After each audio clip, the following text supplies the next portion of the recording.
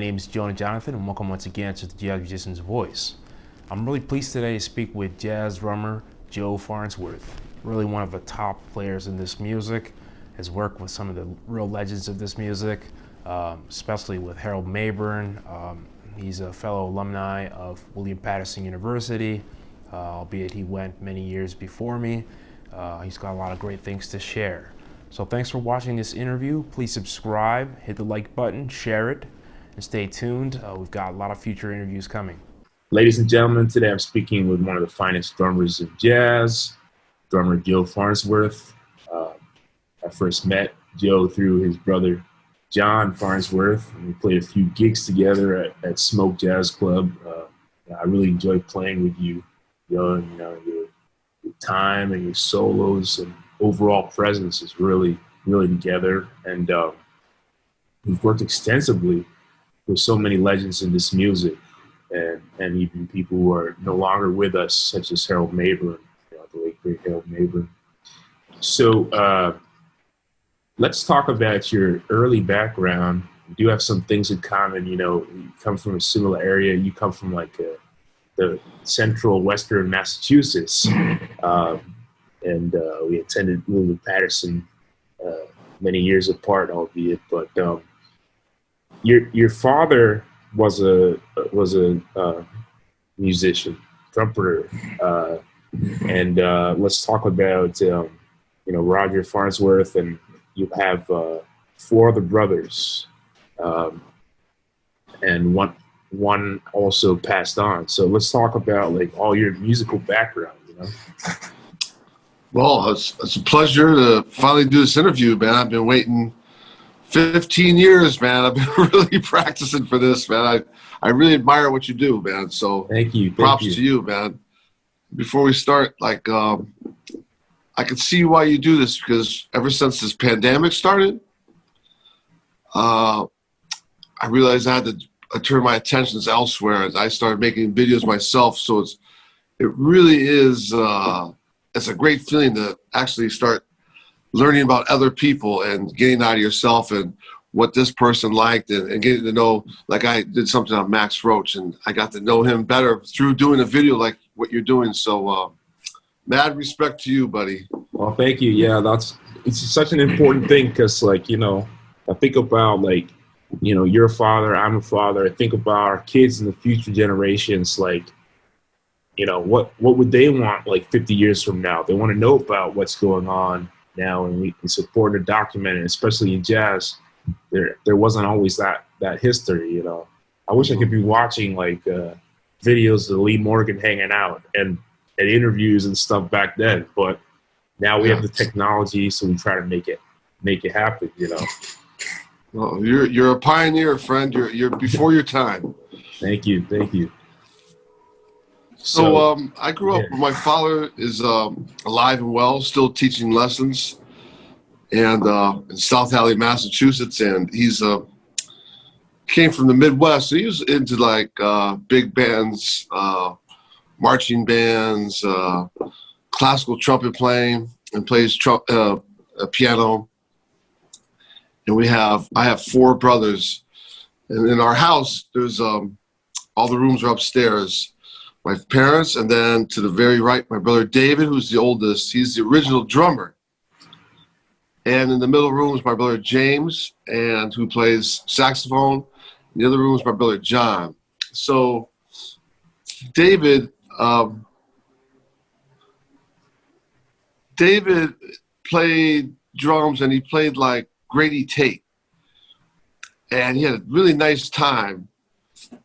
And so I grew up with him. So I slept in that room. So there was this beautiful set of drums. And every time he'd go to school, in 3rd grade, I wasn't going to school yet. He said, "Don't touch my drums."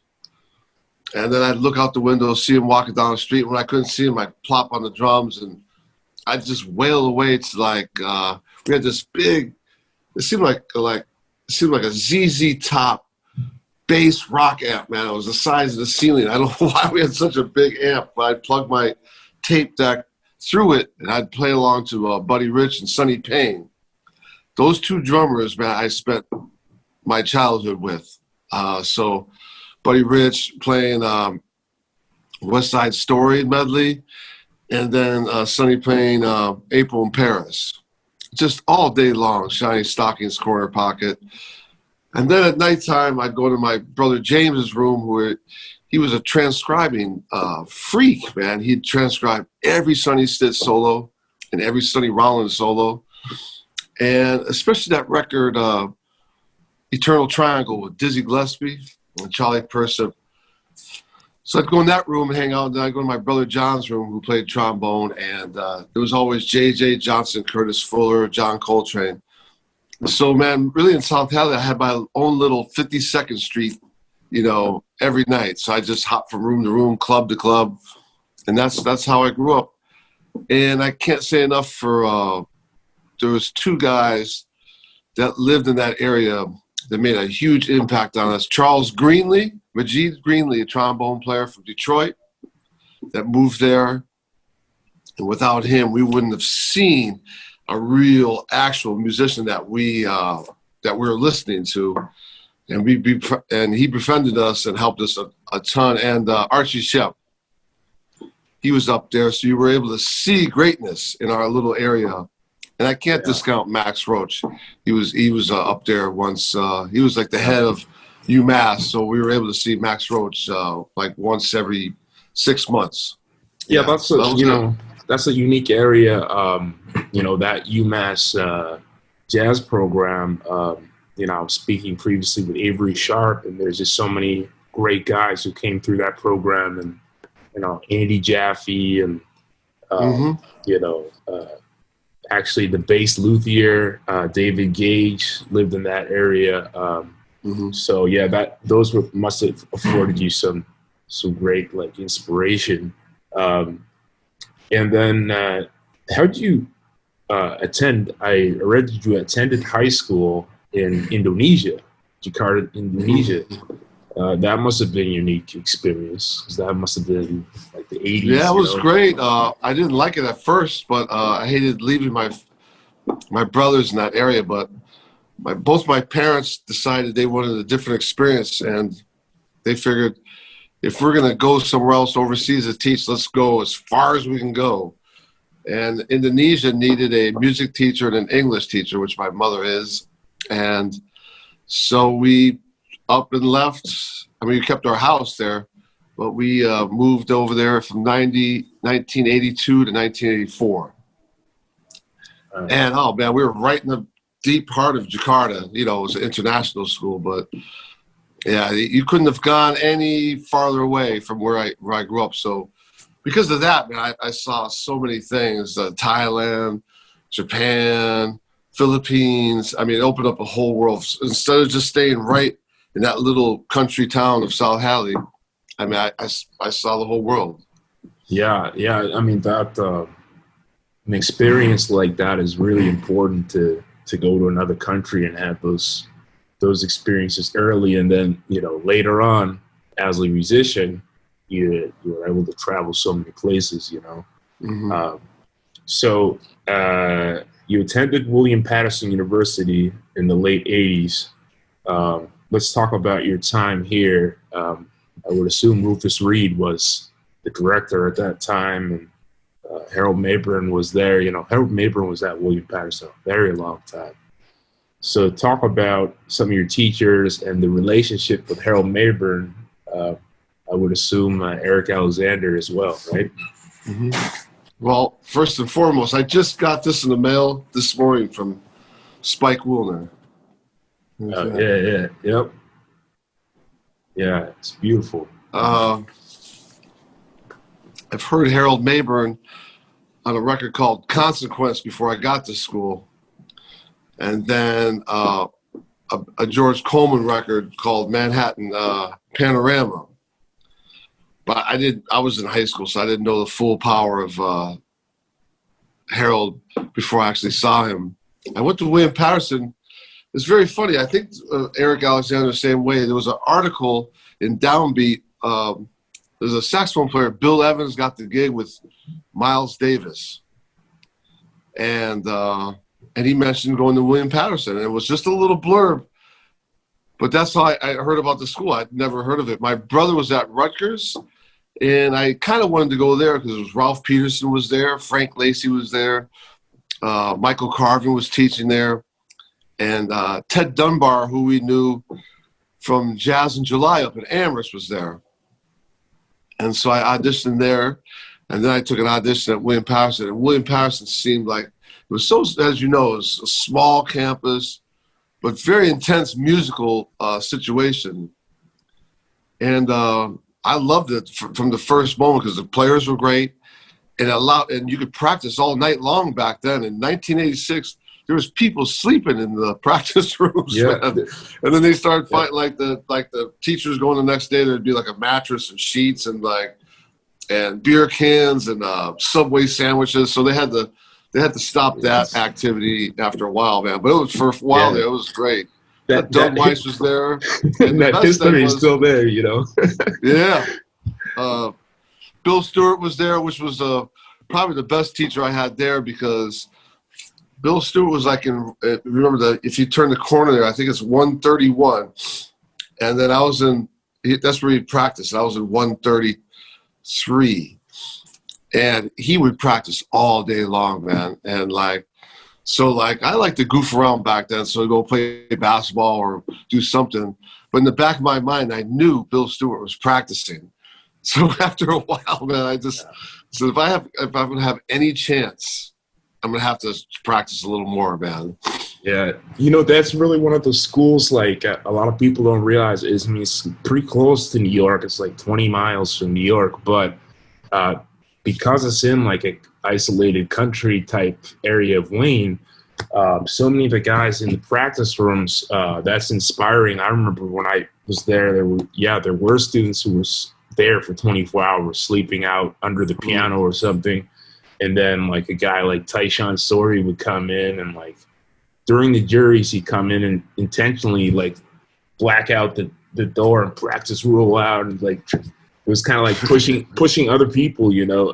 And that's that's an important situation to have. Well, you know, there's nothing to do out there but practice.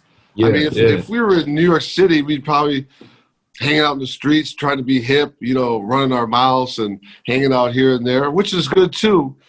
But for me, man, I needed like to be somewhere where there's nothing to do but practice, you know. So that and then you could take a 20-minute ride. You're at the Vanguard, you know. Yeah. Well, let's talk about the music scene when you first arrived to New York. What were some of the venues you were frequenting, and who were you playing with when you first came to New York? Which I would assume was late 80s, you know. 1986. I wasn't really playing anywhere in New York. I would play a couple of gigs in Paterson, New Jersey, a place called the Casa Montego. But I was going in almost every night to New York City, Vanguard, to see Mel Lewis when he was still alive. Go to Visiones to see Roy Haynes. That was a massive turning point in my life when in 1986, late, maybe it was like Christmas time, Roy was playing at Visiones. I'd never seen Roy Haynes before. And that concert, I mean, I walked out of there totally blown away. I'd never seen anything like that in my life. I've never seen drumming. I haven't seen drumming like that since, man. Like him and the way he played and how dynamic he was and how forceful he was and how charismatic. I mean, on record, you could hear some things, but you could never imagine what it's like when you see it, man. Yeah. And so that was massive. Roy Haynes was a great band back then. Craig Handy, Dave Kikowski, and Ed Howard. And then I spent a lot of time at Sweet Basil's with the Jazz Tet. You know, Art Farmer, Curtis Fuller, Benny Golson. And of course, you know, Cedar Walton played there. McCoy Tyner played there. Mal Waldron used to play there with Pete LaRocca. And just to see Billy Higgins, like at Bradley's, there's all sorts of places you could go. It'd be just nonstop. Vanguard, let's go see Cedar Walton with Jackie McLean. No, let's go to Sweet Basil, see Art Blakey. Let's go to Vision to see Roy Haynes. How about the Blue Note? Elvin Jones, you know, Blue Note too. Max Roach, man. I used to even in 1986, I would love to go see Max play at the Village Gate. At the Village Gate, you'd be downstairs and the stage was above you. So I'm sitting there looking up through his floor tom at his face. And I wish I could describe how he would walk out on stage, like very slow, and his eyes were so intense. You just look at, you'd think, I wonder what those eyes have seen, man. You know, I mean, how many people does he play with? How many situations has he been in? And how many, like, you know, like everything that he saw, and the way he'd get to the drums, and then he'd look at the drums and he'd look at all the room and see what he's dealing with. And the drums seemed like it was like a sacred area. Then he'd look to check out his cymbals, and then he'd sit down. It was a very special time, man. The 80s were great. Yeah, I mean, that's certainly something like us, younger generation, are envious of, because some of those real, like, true legends of the music from like the real first or second generation were still alive and hanging out and making that hang. And that energy is no longer there so much today, where you could be really hopping from club to club and seeing such legends and hang out with them and being around those guys, you know. So, I mean, as a sideman, you very busy as a drummer. Work with such great names such as, like, you know, Junior Cook, John Hendricks, John Faddis, George Coleman, Cecil Payne, Annie Ross, Benny Green, David Heseltine, Benny Golson, Steve Davis, Eric Alexander, Pharoah Sanders, Diana Krall, Mike LeDon. I mean, just the names go on. What is it about your drumming that makes you such a in-demand player and a musician? Because you're one of the most sought-after sidemen, you know? Well, I tell you, man, I was in the 80s. There was well, first of all, you'd have to give massive props to Jeff Watts, like Black Codes, that stuff, that record. They say, like, Elvin Jones changed the way drumming is played. It's true. I would have to say, man, Jeff Watts did the same thing, a style of drumming, and it blew me away, man. And then there was so many new groups like that with him, with Winton. That Black Codes records is great, man. The sound of the drums, what he was doing. And then there was guys like Smitty Smith with the Jazz Tet, Ralph Peterson with this group called OTB. Who else would be? Smitty, Ralph, Jeff. A lot of guys playing a lot of drums like that and swinging hard. And I couldn't do it. Carl Allen was playing with a lot of people. It was like a style of drum. And Betty Carter had a style of drumming that when you play with her, it was a lot of ands. And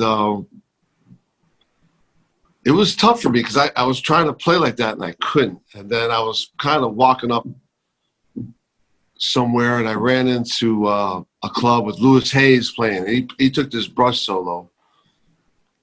And man, it was just mind-boggling.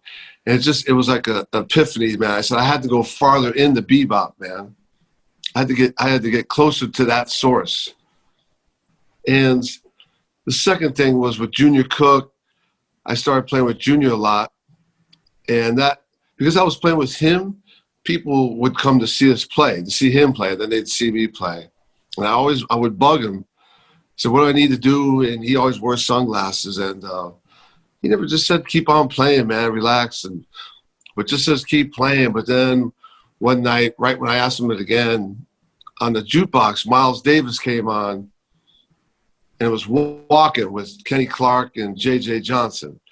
I think it's Percy Heath. Kenny Clark on drums. And he came over and took his glasses off and says, that's what I want you to do. that's what we all want you to do. It's just that time. And after seeing Billy Higgins, think about Billy Higgins, man, playing with Ornette and Monk and Cedar, Pat Metheny, everybody, Hank Mobley, all those records. It's because of his ride cymbal. And so with Junior and then with Billy, and mind you, by this time, I'm taking lessons with Art Taylor. And that was all about the cymbal and, Bud Powell. So that's, I attribute it probably that because I those guys forced upon me to try to play good time, just time, swing. And really, that got me to Benny Golson, which got me to George Coleman. And then from George Coleman got me to Pharoah Sanders. And then from Pharoah Sanders got me to Curtis Fuller and then Cedar Walton. So it wasn't like I was playing these incredible drum solos, just that I could play pretty good time. Yeah, that's incredibly important as a rhythm section player. And I noticed that immediately anytime I played with you at Smoke Jazz Club. It's like your time is so easy to play with you because your time is just right straight there, but you're also dynamic depending on who's playing. So yeah, I mean, you could share some more memories about playing with some of these musicians, and then we might get into like more of Augie's and Smoke, because that was like one of your. I got something to show. Hold on, I'll show you something here. See, this guy really started for me. That's the great Junior Cook. And when you're playing with him, you've got to play time, man. And we play every weekend together up at Augie's. And he talked about the importance of, like, we'd have like 6 horn players up there. We're playing on a misty night. He said, okay, Farnsworth, I need you to play 2/4 feel for 2 choruses on every solo. So there's like 10 soloists up there. So the discipline of doing that, and he was teaching me lessons that he learned from Horace Silver. And then he led me into this. I just want to show you this guy because it's so important. You can see him. That's the great Cecil Payne. Yeah. And man, so we started playing with both those guys. Junior never made the first set, and Cecil would play the first set. That first set was burning, man, because Cecil would just play Charlie Parker tunes. Oh, man, it was so swinging, man. And I've been listening to Cecil, man, with the Dizzy Gillespie band, Stay On It, jazz patterns, Duke Jordan with A.T. and Kenny Dorham. And I also lived with this guy. These are just the early years, one of the great drummers of all time. That's the great Jimmy Lovelace. Yeah. And I lived with him for 10 years, believe it or not. And what he taught me was we'd play 2 drums together a lot. Now, we could be playing the same tempo. Let's just say confirmation. We could be playing, because we both love Max, like what Max would do. But I noticed I seemed like it took me twice as many notes to play what he's doing. We're playing the same thing. Now, figure that out. Why am I going twice as fast as him at the same tempo, same feeling? You know, he just had a way, these guys have a way of making this stuff just wide open. And so back to swinging, those guys, that's what they were swinging hard. And the last one I want to show you, this was his very last gig, man. That's Horace Silver. Yeah. And he played a week at the Blue Note, and that was his last gig, man. And he had a concept of playing. He wrote a record. If Duke Ellington met Rachmaninoff in heaven and they created music together, and so that was the. And each night we would play a Song for My Father. Jonah, if you weren't playing time with his comping, you would sound terrible. And you'd stick out like a sore thumb. So you had to play time, man. Yeah. But it had to be great time. That's the same thing Harold would teach me. Those guys played a lot of downbeats, man, comping. And if you were playing, like if I played too much, Harold would always get mad at me and say, hey, man, what's all that rumbling you're doing over there, man? I just need, just swing hard, man, swing hard. It's not rocket science, man. This, you ain't Elvin Jones, man. Swing hard. And so I just like, oh man. Yeah. That's a whole aspect of this music that can't be taught in music schools. It can't be taught, theoretically. It has to be done in the bandstand, and that the oral tradition of this music and the teacher mentor relationship. And absolutely, yeah. I mean, when you talk about the beat and stuff, that like for example, studying with Ron, it's a science. He plays with a metronome and he knows how to play ahead of it and behind it, and the same thing with the drums. Like the real guys know how to like play depending on who they're playing with and keep it together. Because I certainly play with some drummers who are doing all this like weird stuff it's difficult to play with them. They might be like well-known players, but they don't know how to keep the time, And that's something that you mastered, and I suppose that's what makes you such a sought-after sideman, And let's I have one more picture for you. Yeah. One more, sorry. Speaking of time and basses. Now, I've never heard no one play bass like this. Yeah. Bob Cranshaw. Yeah. Now, think about how many records Bob is on. That's just unbelievably great, man. Well, first of all, 2 of my top 5, Matador with Grant Green and Straight No Filter, Hank Mobley with Billy Higgins. And then so you hear him on the bass, and then you actually play with him. That was Horace Silver maybe, but Bob was my litmus test for how am I doing as a drummer. If I could play quarter notes with Bob, I'd be great. But Bob, every time I play with him, he'd be so right in the beat, man, and I'd start rushing, and I could feel it because he wouldn't go with you because his whole life is right in the beat, man, right in the pocket. Yeah. If you weren't in the pocket, forget it. And I felt it, like, when things start getting exciting and stuff, or a saxophone solo, my tempo would start rising up. But his was flat down in the middle, man. It's like Ron Carter's. It would make you stop. Ron, you'd play a melody, and I think he was doing it to me on purpose. We'd play a melody, and when the solos come in, it was like it'd go, and he'd drop it just because I was gonna rush, and then he'd stay right there, man. Yeah, unbelievable. Now you can't teach that at school, that's for sure. You'd have to play with those masters.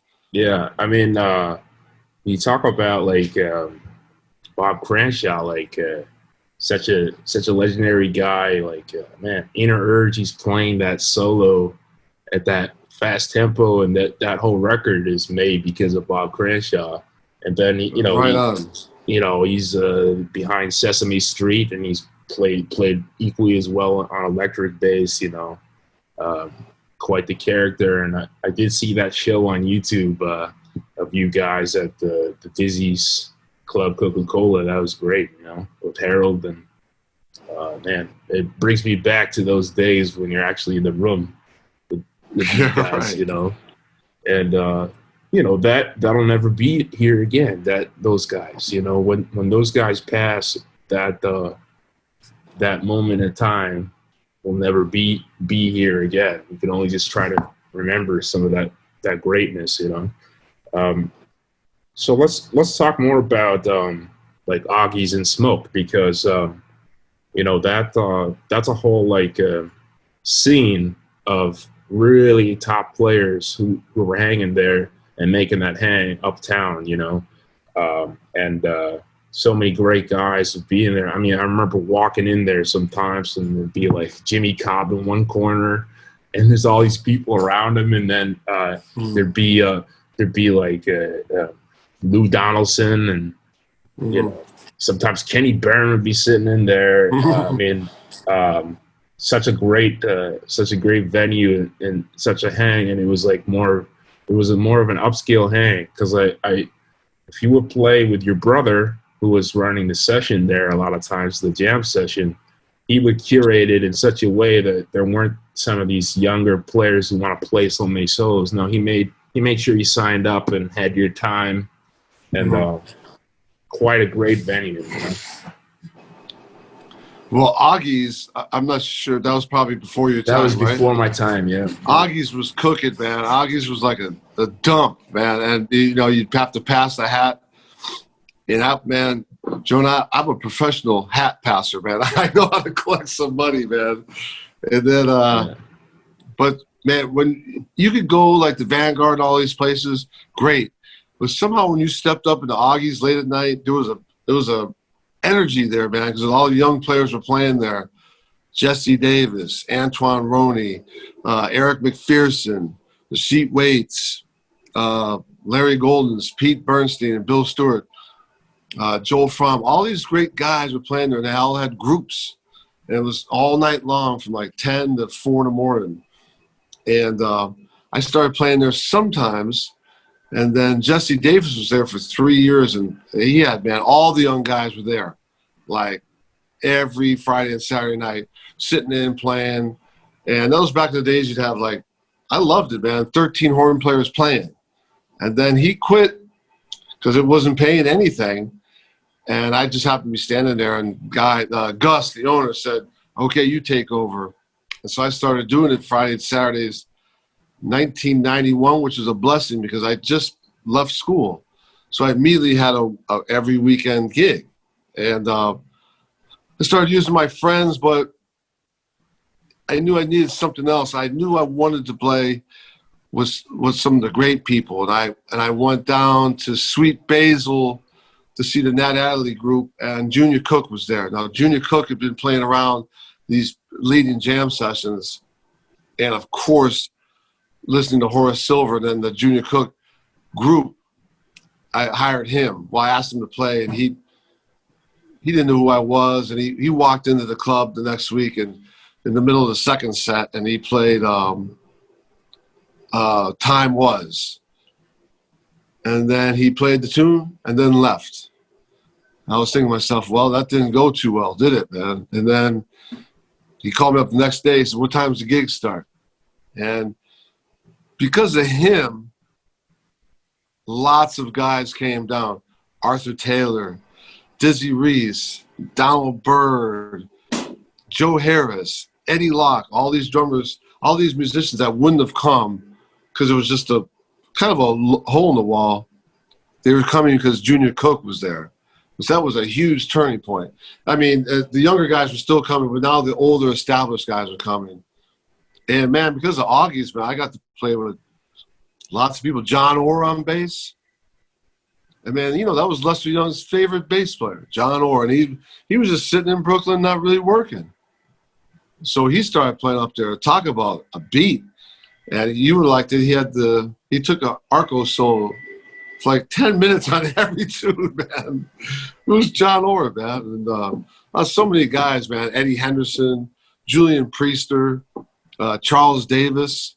There's so many guys played there because there was lots of guys, older guys that wanted to play. And, you know, a lot of guys don't reach out to these older guys because they take it for granted or I listen to my record.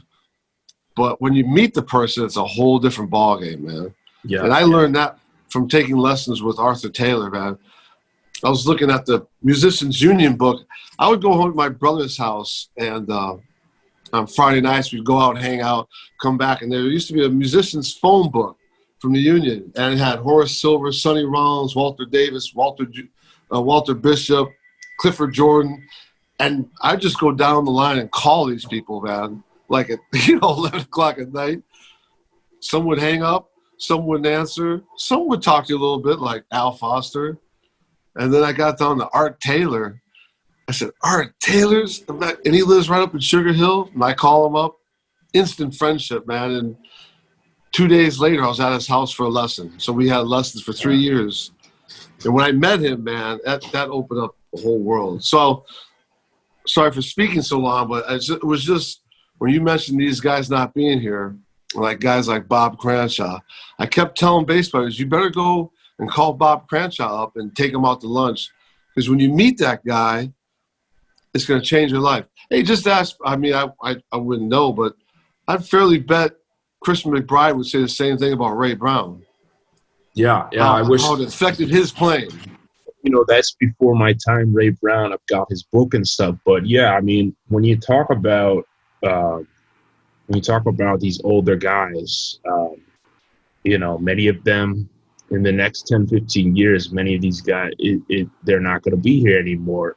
And try to implore like my peers, like, you know, try to talk with these guys, do what you can, interview them, document them. But some of the older guys, they're not going to just do an interview for you. You know, some people ask me like, how'd you talk with Ron Carter? Well, I was studying with him, but I had to bug him for like almost a year before he would do an interview. And then he had me do like some chores around his place to do the interview, you know? And that's, I mean, it's like now that interview, you know, it's got some 40,000 views, you know? And I think that's important for the future. But when you talk about Augie's and Smoke, that was one of the best places where there was a camaraderie between the old and the young together. Mm-hmm. And they didn't care if you were black or white, or if you're Japanese, or if you're Asian or Mexican.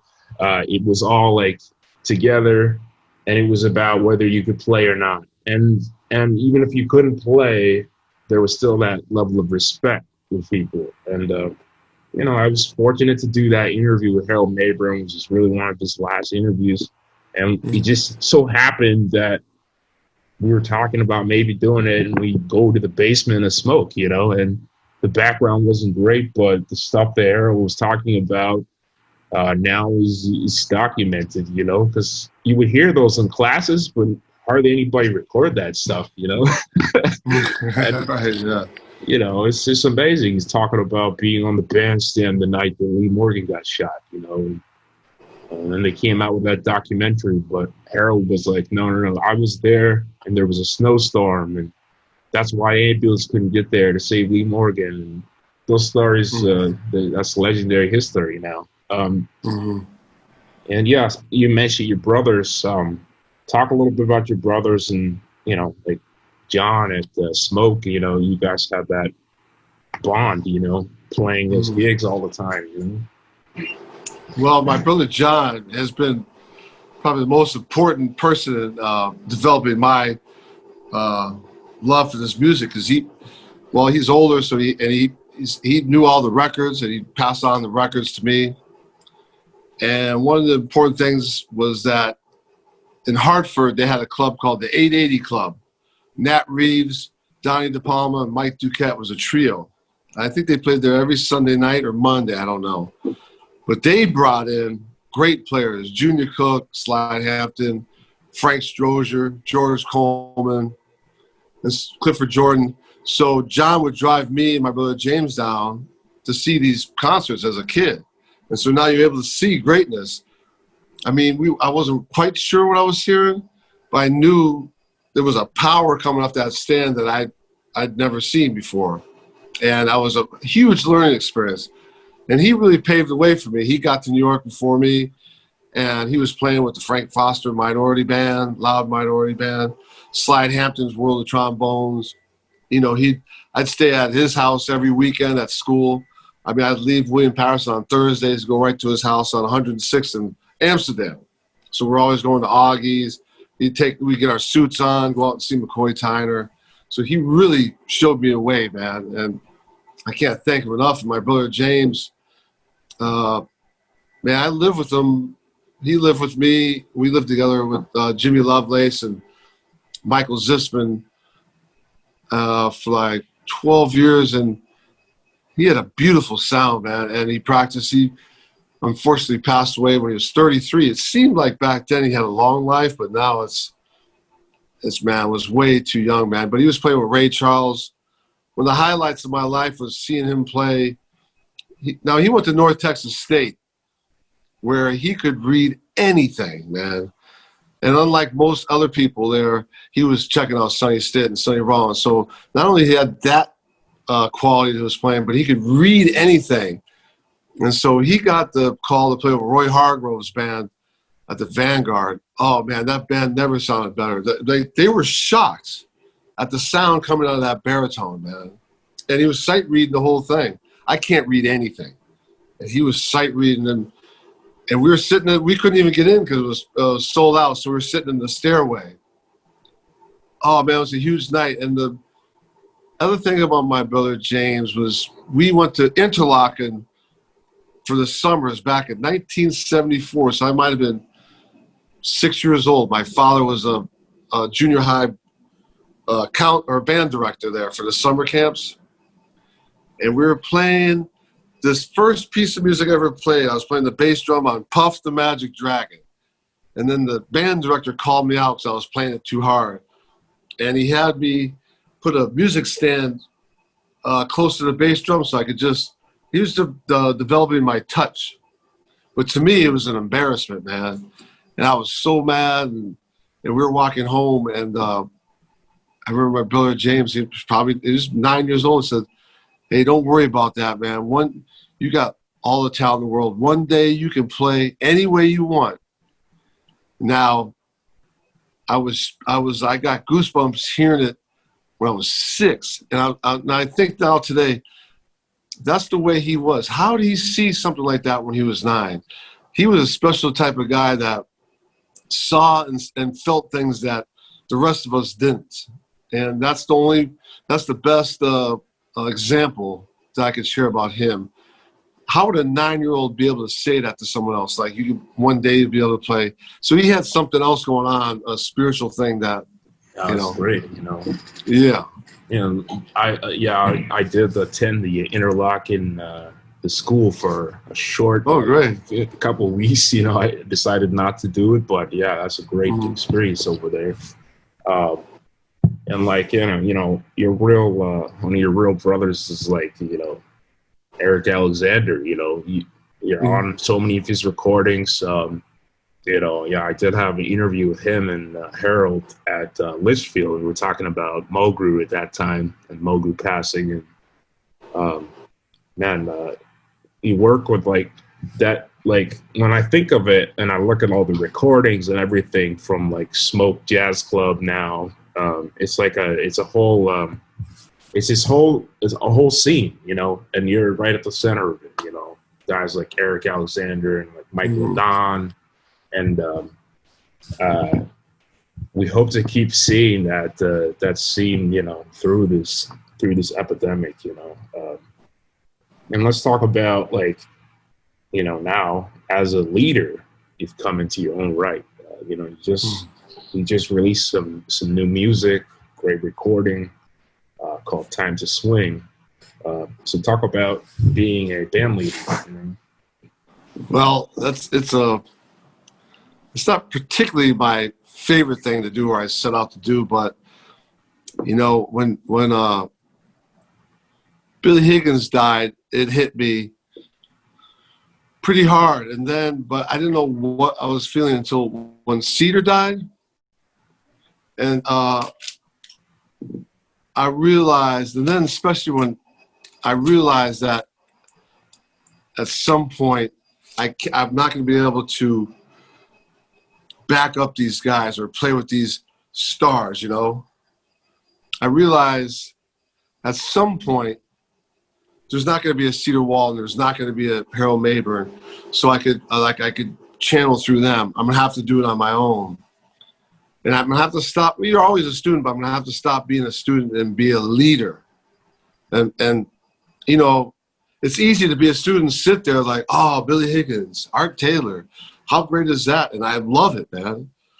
But at some point, you got to grow up and be able to pass it on, with your conduct in life and on and off the bandstand. And you're playing when it comes down to playing. You could talk about it, but you have to play it. And it's been a big challenge for me, like, I guess, to grow up. And I'm not Art Blakey, I'll never be, or Max Roach, that commanding leader, but I've learned a few things. Like, I like putting groups together.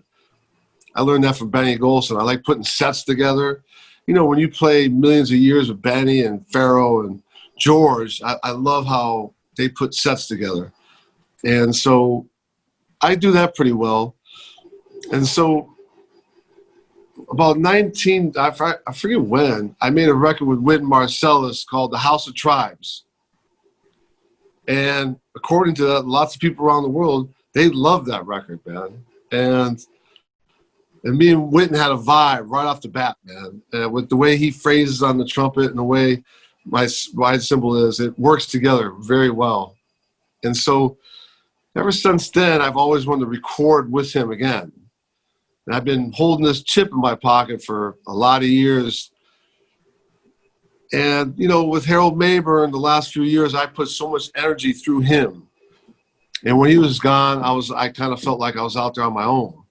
But he made it so it's time to do something on your own.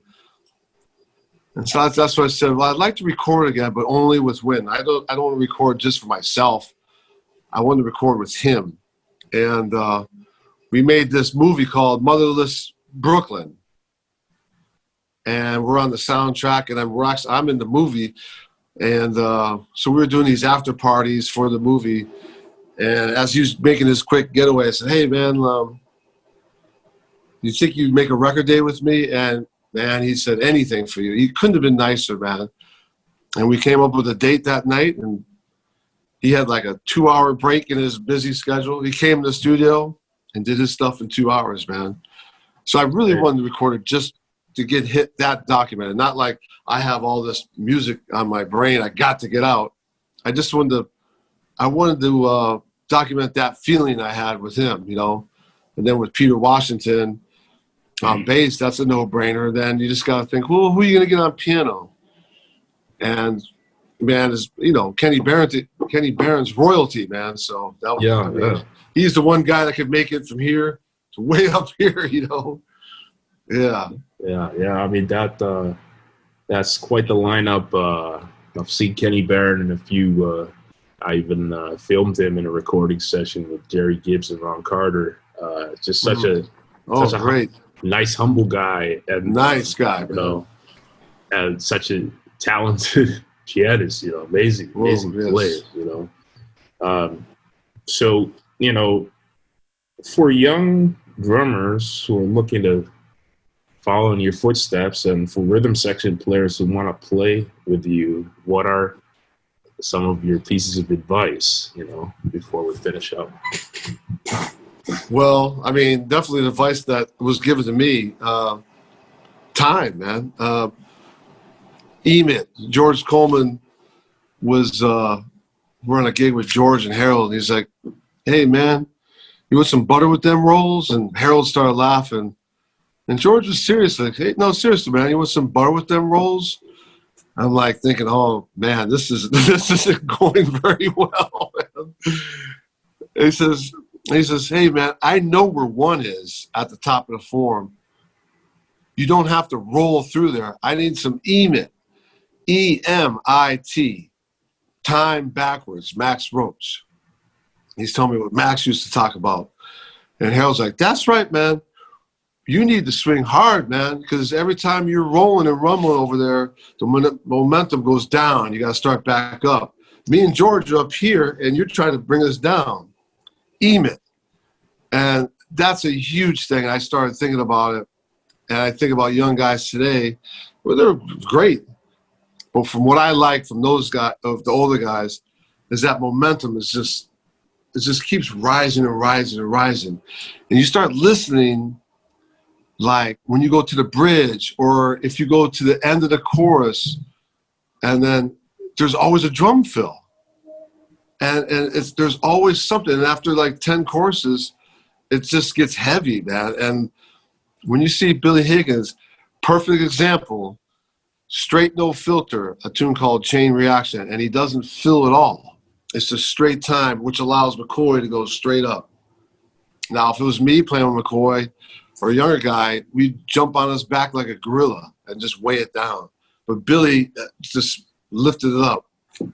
I would say that'd be the most thing, would be swing hard and learn some tunes, man. Like A lot of guys just don't know tunes.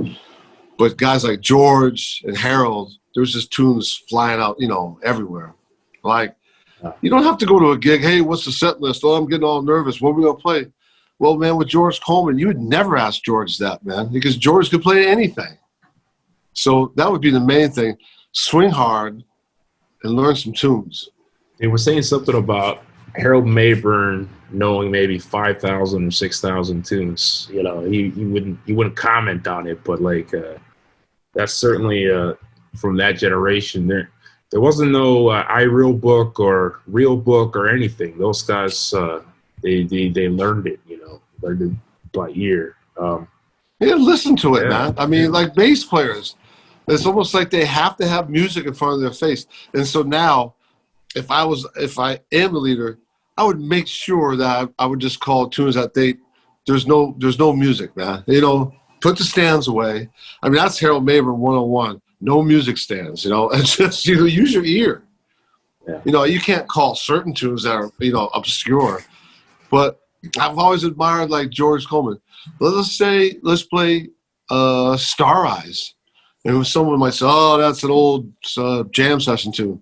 Well, it wasn't for Bird. It wasn't for George Coleman or Roy Haynes. It's amazing what those greats could do with any sort of tune. What are you going to do with that tune? And so I like that, man. Just calling tunes. And what are you going to do with it? Oh, that's just boring. Well, it ain't boring if Freddie Hubbard's doing it, I remember this one time at Smoke, Mayburn like kind of just walks in, he's coming all the way from Brooklyn. He just walks in and you guys get up on the bandstand playing like a pop tune, some pop tunes in a very jazz style and arranged, and it's on the spot. And that's amazing, He always talked about, he wished he could do a Guinness Book of World Records, 2 pianos, him and Bill Charlap, and see how many tunes you'd know.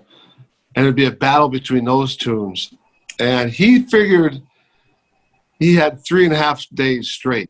So that's like 90 hours, or no, 120 hours of straight tunes. And he thinks he could outlast Bill because he knew more pop tunes growing up in the 50s and 60s. Yeah. But that was, he always talked about, I was like, I'm going to call up the Guinness Book of World Records, I'm going to call up Charlap, and we're just going to have a battle of the tunes and see who knows more tunes. I figure I got 3.5 days in me.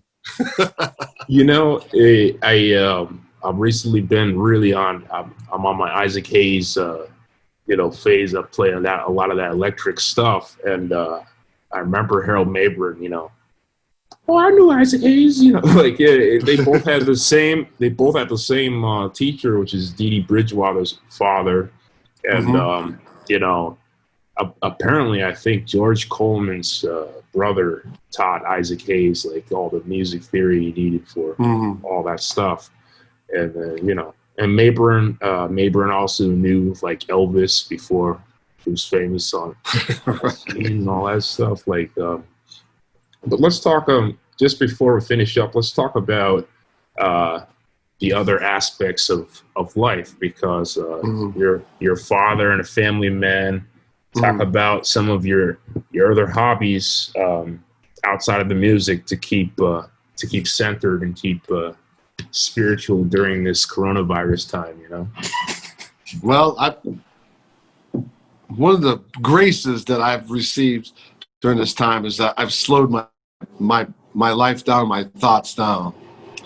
I'm able to be more present. And I have 3 boys, 16 David, 14 Michael, and 11 Christopher. I'm able to spend more time with them. And what I do every day, I go running for like an hour. And I attend Mass. And I sit there and listen to the gospel.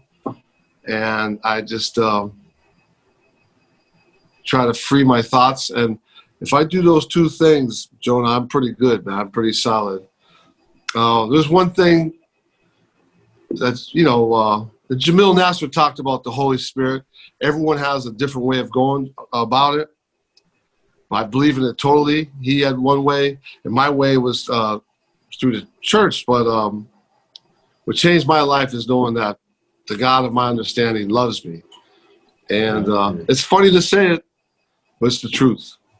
Yeah. And once I have that, I protect it with my life, man. So if I focus on that, and I go running every day to get outside, when I run, whatever's on my mind, by the time I run, it's not on my mind anymore. It's gone. And so when it comes time to playing, I'm free to whatever's happening. I'm not bogged down by any resentment or any fear or any of this sort of stuff. I'm present.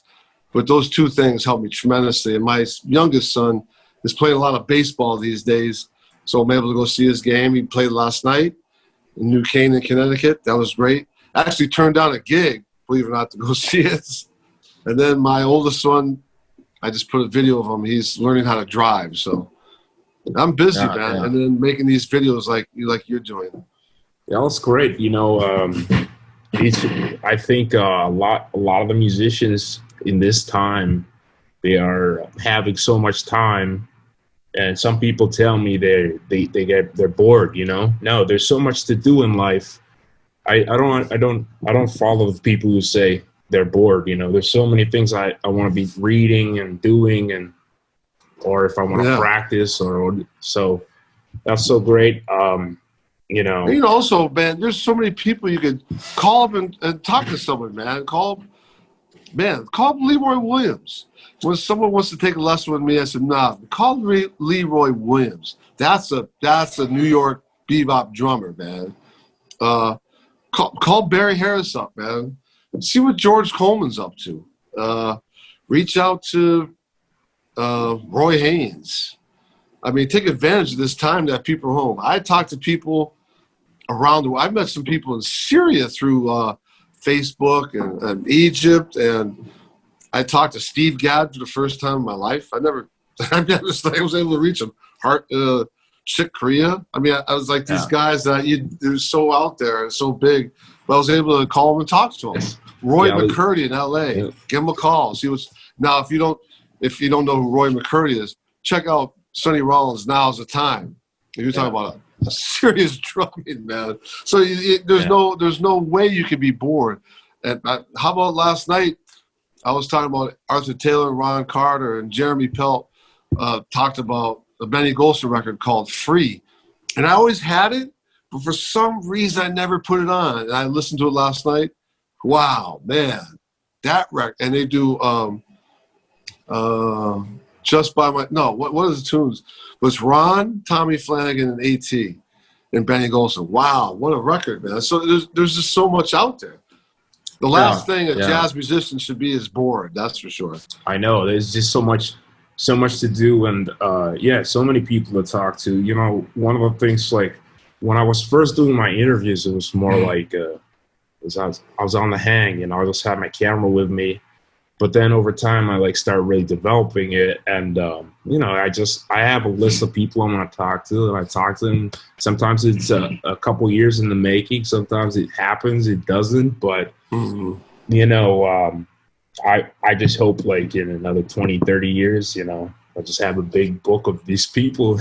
And you already do, man. You already do. Yeah, we're getting there. You know, definitely getting there. And I'll try to get it into a book. You know, because I feel like, especially now with the coronavirus, a lot of places won't be reopening anytime soon, and it's now changing to a more digital thing. We will start seeing these digital concerts a lot more, and so it's important to document the time that I was in New York and that scene and the festivals and everything. We do have those. We have those videos of Harold Mayburn at Smalls with you. You know, I was just lucky enough to be there that day, and we filmed that stuff. And I was just baffled. You know, some of those videos, they got almost 20,000 views in the time that Harold Mayburn died. I was like, why weren't you watching it when he was alive? You know, it was only after. You know, so it's so great. You know. It's like every great artist, like Van Gogh. They probably thought he had no talent, then he dies, and it just shoots through the roof. That's been going on for years, man. I don't know why. Yeah, Well, we hope to see you soon on the scene again, and keep up the good work on the projects. I suspect you guys will be doing some concerts with this CD as the coronavirus wanes, right? I hope so. I got a few inquiries, but they went Wynton Marsalis and Kenny Barron. I don't think I can get them, man. But Yeah. it's certainly opened up a lot of doors for sure. Yeah. Great. Well, thanks for speaking with us, Joe. People can check you out on your website, right? At joefarnsworth.com.